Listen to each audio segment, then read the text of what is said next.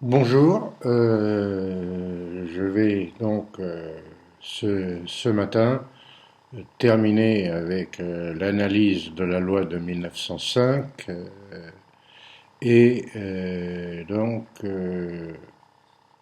en analysant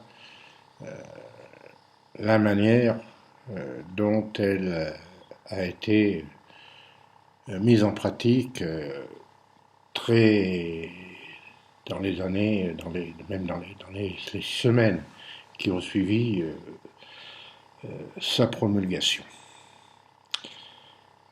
Puisque voté par la Haute Assemblée, le Sénat, le 6 décembre, promulguée le 9 décembre au journal officiel, elle entre en vigueur dès janvier 1906, voilà.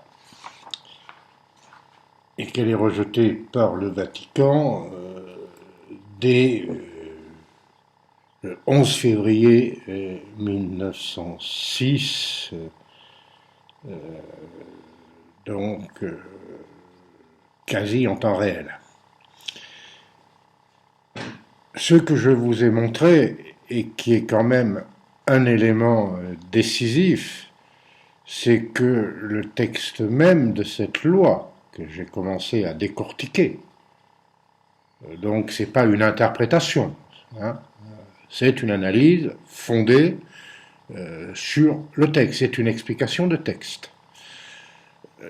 Cette explication de texte montre bien que dès lors que dans les travaux préparatoires, et notamment en commission, c'était le point de vue d'une forme de conciliation qui avait prévalu, symbolisée par l'action de Jaurès ou d'Aristide Briand, bien évidemment.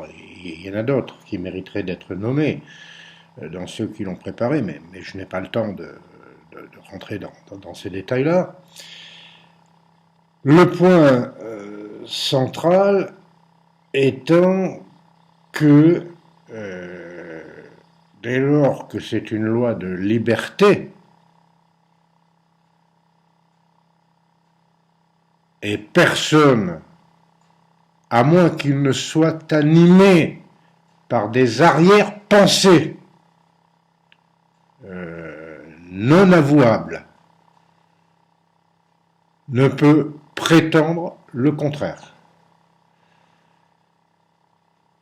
Puisqu'elle assure la liberté de conscience, puisqu'elle garantit l'exercice du culte.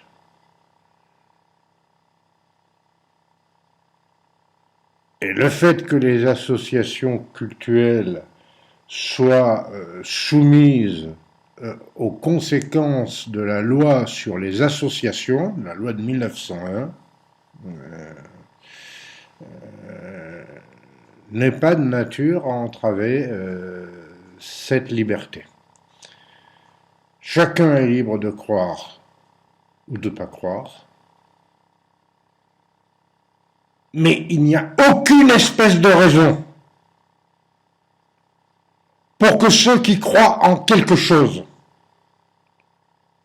veuillent imposer leur manière de voir à ceux qui n'y croient pas.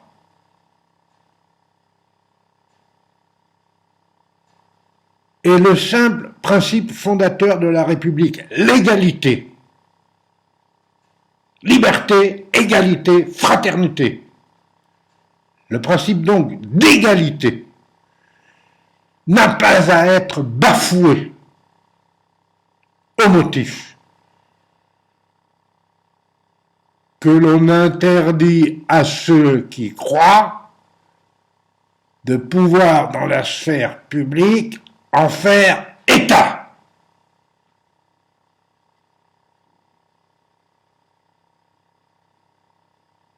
Et on n'a pas à les autoriser dans la sphère publique à marquer leurs différences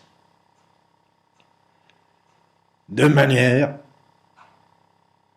ostentatoire. C'est donc une loi de tolérance et de liberté dès lors qu'il s'agit de l'interprétation qui a prévalu, notamment, et c'est pour ça que je suis rentré dans ces détails-là, lors des débats relatifs à l'article 4.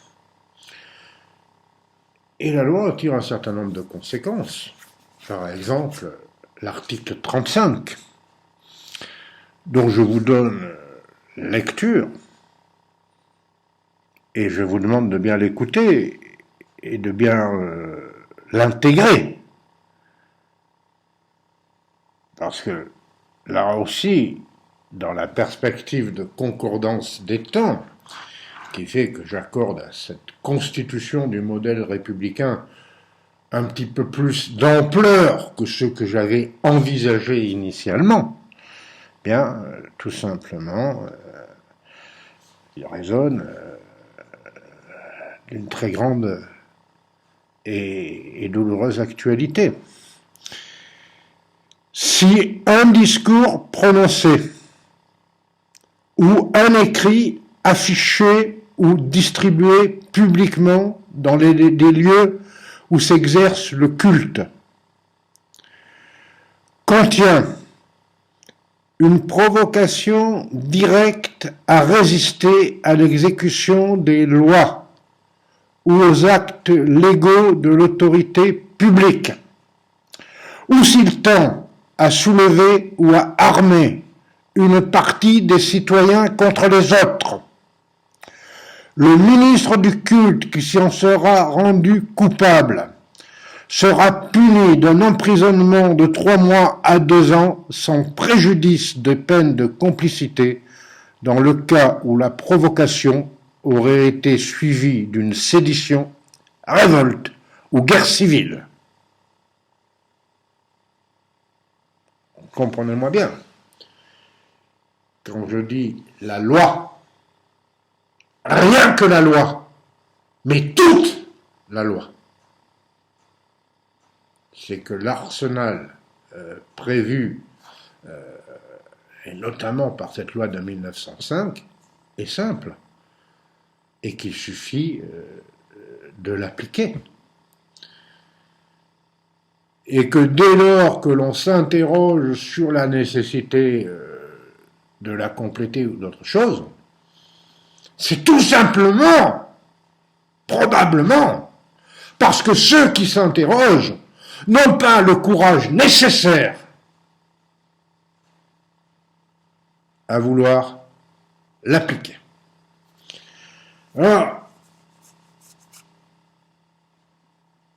on ne peut que constater que, bien évidemment, la période qui s'ouvre en janvier 1906 est caractérisée par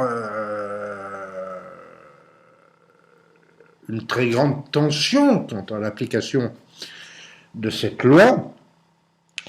Donc elle est rejetée immédiatement par le Vatican, et il y a une ligne de fracture dans le clergé catholique français, parce que les autres confessions, notamment le protestant, la question juive, et je répète ce que j'ai eu l'occasion de dire, la question musulmane n'est pas directement abordée parce qu'elle ne concerne pas quelque chose de suffisamment nombreux en termes de masse pour toucher à ce moment.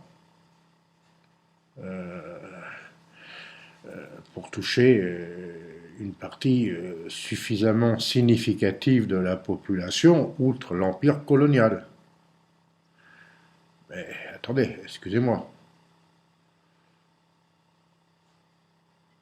On ne va pas reprocher à la loi de 1905 d'avoir été adoptée dans un État colonial.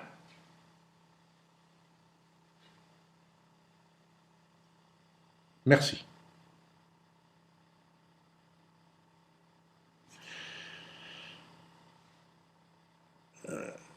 Le clergé catholique est donc traversé par des lignes de partage très violentes,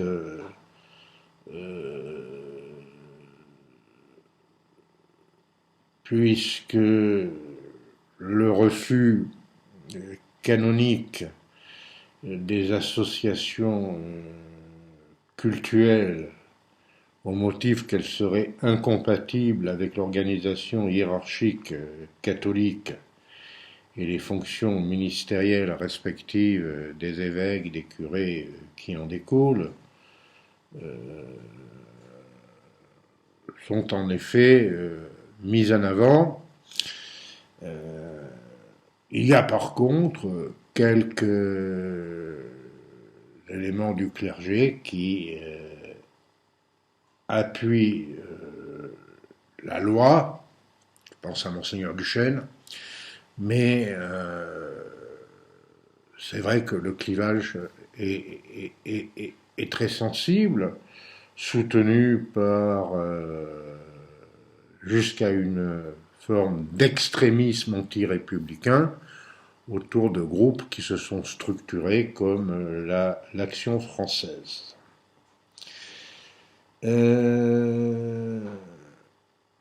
Cette loi, lorsqu'elle est mise en application, présuppose la question des inventaires. Et là aussi, la réalisation des inventaires, la mise en pratique est extrêmement difficile à mettre en place, mais disons-le tout net,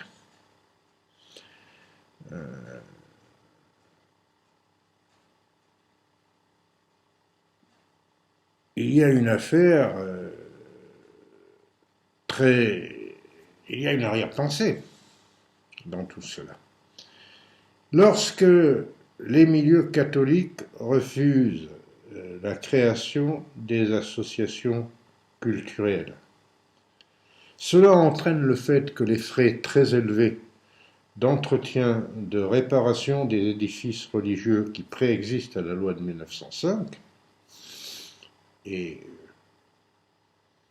force est de constater que c'est la immense majorité des cas, bien évidemment, reste à la charge de l'État et des communes. Et donc, dans cette question-là, si on veut creuser un peu, permettrait à l'élu municipal que je suis d'insister. Il y a quand même une affaire très matérialiste qui se pose. Pourquoi ça reste à la charge de l'État? Parce qu'aucun des biens confisqués en 1789 ou en 1905 n'est restitué. Et que dès lors qu'on ne reconnaît et ne salarie aucun culte, il faut bien les entretenir. Donc, voilà, puisqu'aucune contrepartie, puisque c'est la base même de la conciliation que j'évoquais, n'est prévue. Idem pour la question des bibliothèques, qui possèdent parfois des fonds d'ouvrages rares, précieux, qui sont... Voilà. Donc, l'inventaire des biens du clergé va déchaîner une phase de crise avec, effectivement, des phases de manifestation, de violence, et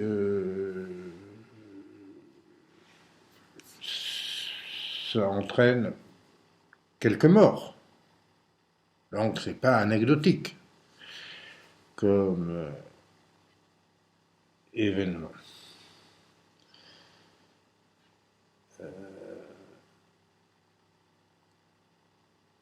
Fort symboliquement, dans le nord, dans le département du nord de la France, euh, à l'occasion d'un inventaire, le 6 mars 1906, un paroissien qui s'appelle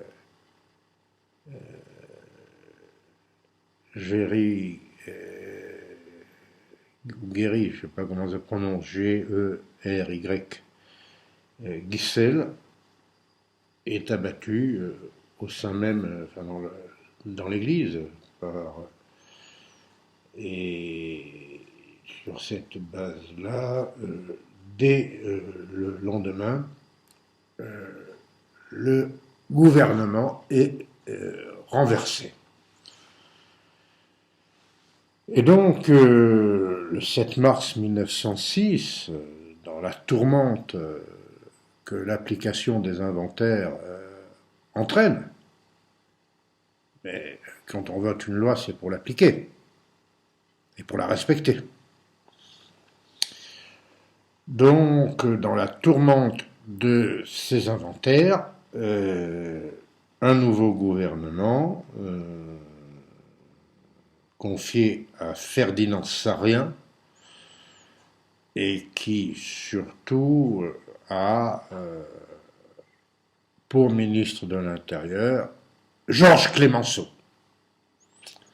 Et là, moi je veux quand même m'arrêter un peu sur cette nomination, puisque jusqu'à présent, si vous m'avez suivi régulièrement, si vous avez été attentif, je vous ai présenté Georges Clemenceau comme précisément l'un de ceux qui avaient les positions les plus dures et qui trouvait que par bien des aspects, le caractère de conciliation de la loi, qui je le répète est une loi de liberté et de garantie républicaine, Georges Clemenceau, lui, trouvait que ça n'allait pas assez loin. Donc, on eût pu penser que la nomination de Georges Clemenceau en mars 1906 dans le cabinet Sarrien aurait, comment dire, aurait jeté de l'huile sur le feu.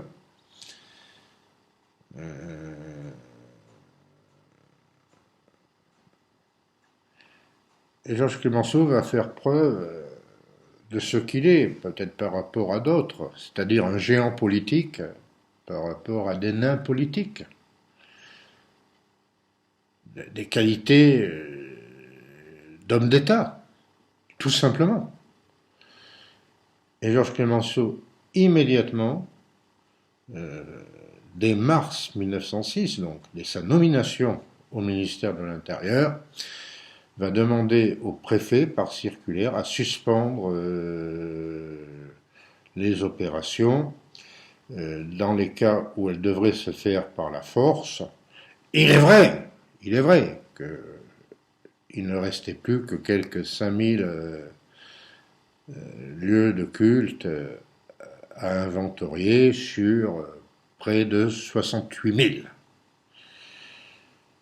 Donc, avec ces inventaires,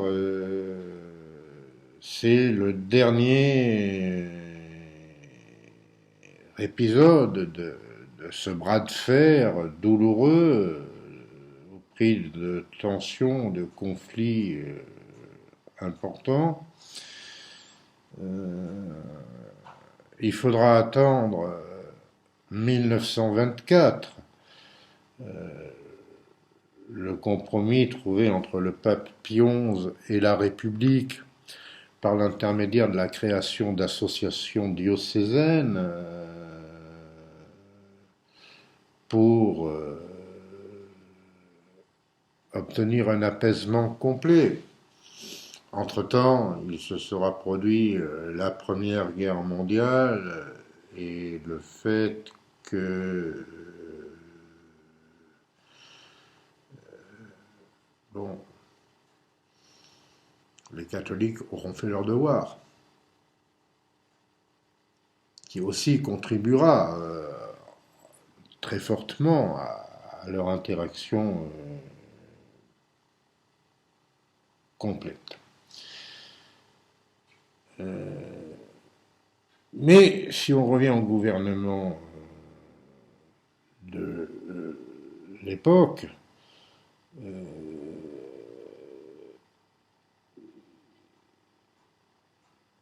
essayer de fermer et d'apaiser le conflit, c'est précisément à Georges Clemenceau qu'il va revenir de gérer cela avec l'autorité du président de la République, Armand Fallières, et Georges Clemenceau comme président du Conseil à compter d'octobre 1906, avec un ministre de l'Instruction publique et des cultes. Autrement dit, le ministère des cultes ne revient pas au ministre de l'Intérieur, Aristide Briand. Et donc, Georges Clemenceau, Aristide Briand vont avoir à gérer le fait que le Vatican fait tout pour empêcher la formation des associations cultuelles auxquelles sont censés être dévolus les bâtiments nécessaires à l'exercice du culte. Et ce gouvernement va postuler que la loi de séparation étant une loi d'apaisement, rappelant que l'État laïque n'est pas anti-religieux mais a-religieux, il convient de rappeler à l'Église que si d'ici décembre 1907, donc une année de transition, cette loi n'est pas appliquée, alors il s'appuiera sur la loi de 1881 sur les réunions publiques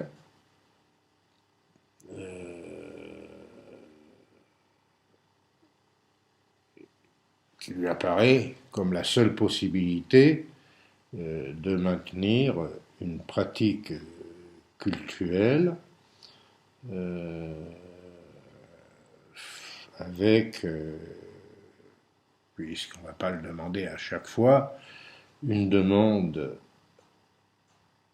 annuelle.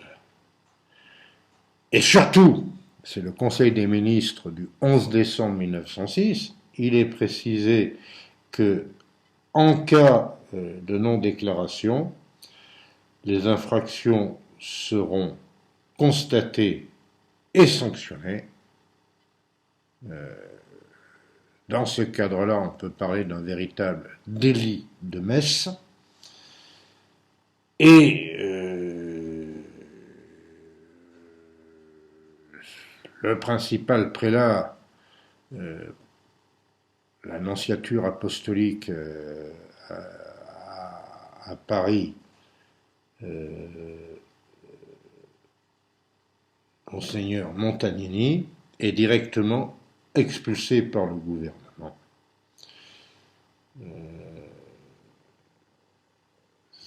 Ses archives et ses papiers sont saisis par la police et sur ordre de Clemenceau directement.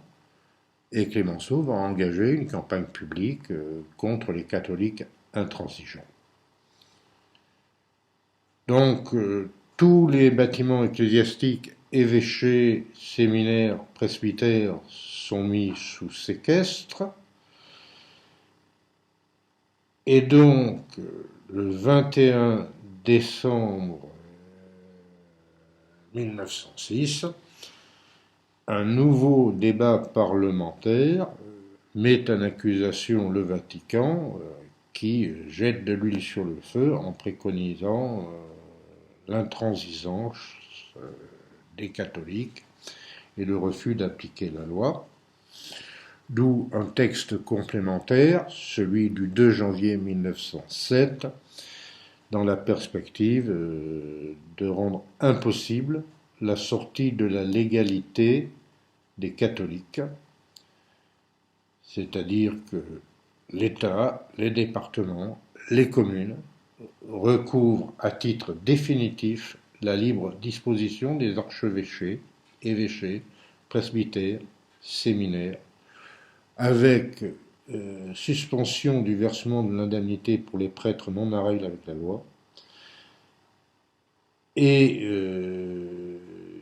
la possibilité de donner la jouissance d'édifices affectés à l'exercice du culte à des associations de loi de 1901 ou à des ministres du culte déclarés, c'est-à-dire tout simplement de nommer des gens qui sont prêts à appliquer la loi.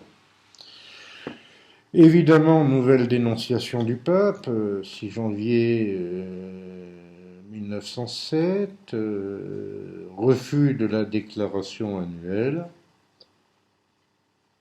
et donc le 28 mars 1907, la République accepte de supprimer l'obligation de déclaration préalable pour les réunions publiques. Les tensions sont vives, mais dans la pratique, la République ayant gagné, elle se montre relativement généreuse en ouvrant gratuitement 30 000 des édifices religieux qu'elle a récupérés, gratuitement à la disposition des églises, et dans ces conditions-là, l'apaisement va progressivement s'imposer. Il reste un dernier terrain d'affrontement, c'est la question scolaire, puisque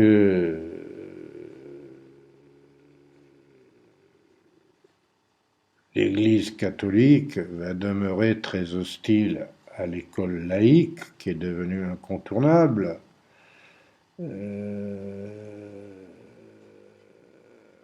Et lors même que la loi de séparation a libéré les milieux catholiques de leurs réserves vis-à-vis du gouvernement pour pouvoir s'exprimer publiquement.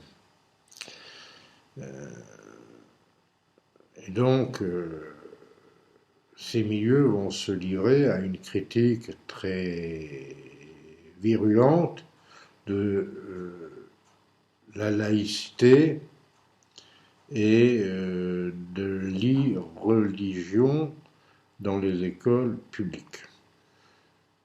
Et il y aura finalement un certain nombre de dérapages et de conflits.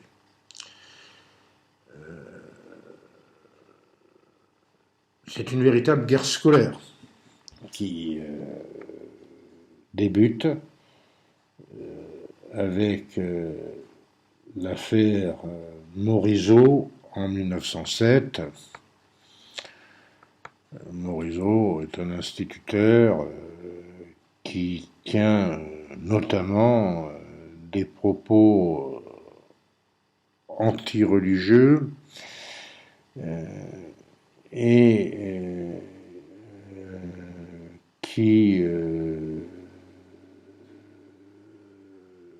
demande donc qui en tout cas affirme clairement une morale laïque, mais très durement formulée. Et donc, Morisot est traîné en justice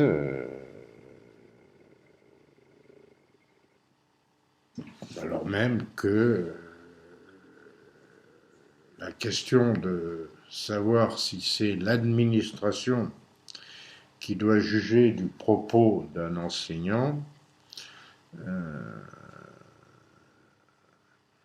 le fait de saisir la justice est quand même quelque chose de notre ampleur. Donc le gouvernement, dans les méandres de l'affaire Morisot, dépose un projet de loi pour soustraire les instituteurs aux tribunaux civils et pour mettre à l'amende les familles qui refusent de faire suivre à leurs enfants les cours de morale laïque, puisque l'enseignement étant obligatoire. Mais là aussi, suivez mon regard aujourd'hui, certaines dispenses n'ont pas lieu d'être.